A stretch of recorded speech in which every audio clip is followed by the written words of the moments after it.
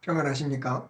오늘은 여호수아서 18장 실로의 회막을 세우고 일곱 지파의 기업 분배와 베냐민 지파의 경계에 대해서 함께 생각해 보고자 합니다.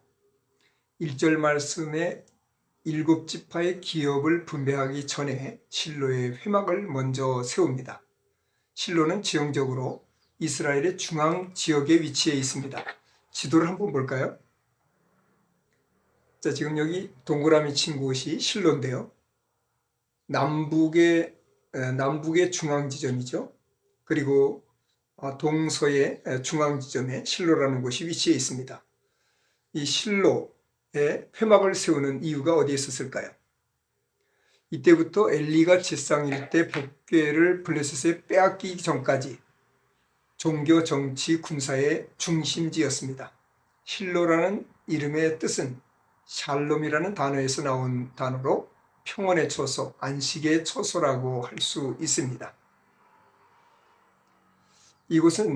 이곳에 만남의 장소인 이 회막을 세운 이유는 우선 땅을 분배받지 못한 일곱 지파가 소극적인 태도를 보였기 때문입니다.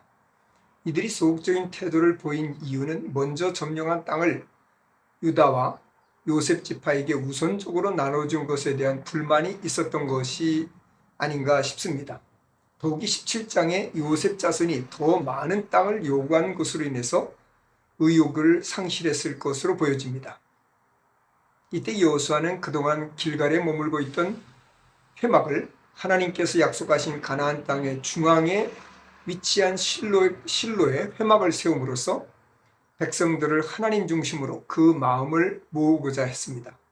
또한 하나님께서 약속하신 땅에 대한 소망을 불어넣고자 했는데, 이는 이스라엘이 단순하게 땅을 차지해서 한 나라를 세우는 것이 목적이 아니라 하나님의 언약대로 하나님의 나라, 세상을 구원할 제사장 나라를 세우기 원하셨기 때문이었습니다. 한 지파보다 더 중요한 것은 하나님의 나라를 세우고자 하는 의도가 있었기 때문이었습니다.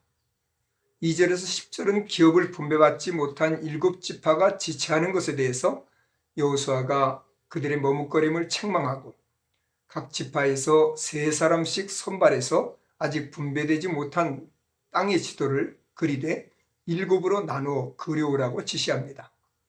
이들은 땅을 정탐하고 지도를 그려왔고 그 지도를 바탕으로 제비를 뽑아 일곱 지파에게 분배하였습니다. 이들이 정탐한 땅은 완전히 점령한 지역이 아니었기 때문에 그곳에 여전히 가나안 사람들이 살고 있어서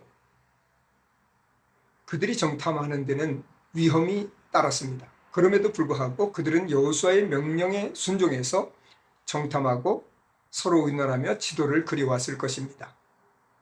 이들은 하나님의 나라, 제사장 나라를 사모함으로써 여호수아의 말에 순종했고, 그럼으로써 가나안 땅의 분배가 원만하게 마무리되는 모습을 보게 됩니다. 11절에서 28절에 베냐민 자손 지파가 제비를 뽑아 얻은 땅은 유다 자손과 요셉 자손의 중간에 26개 성읍이었습니다. 비록 작은 땅을 분배받았지만 유다와 에브라임 지파의 중간에 위치한 것은 이스라엘의 두 지파, 지도자 지파 사이에 있게 된 것인데 이는 우연한 일이 아니었습니다. 이는 모세의 예언대로 하나님의 어깨 사이에 두시겠다 하신 예언의 성취라고 볼 수 있습니다. 또한 이 베냐민 지파는 회막이 실로에 있을 때나 그리고 예루살렘에 있을 때나 항상 성막 가까이에 있었다는 사실을 보면 더 확실하게 알 수 있습니다. 하나님께서 아브라함에게 약속하신 그 땅을 주셨습니다. 갈라디아서 6장 9절에 우리가 선을 행하되 낙심하지 말지니 포기하지 아니하면 때가 이름에 거두리라 하신 약속의 말씀이 있습니다. 우리는 하나님의 약속을 믿고 사는 사람들입니다. 비록 더딘 것처럼 보일지라도 낙심하지 말고 믿음으로 걸어가기를 부탁드립니다. 반드시 하나님께서 그 약속대로 우리에게 귀한 열매를, 귀한 은혜를, 귀한 복을 주실 것입니다.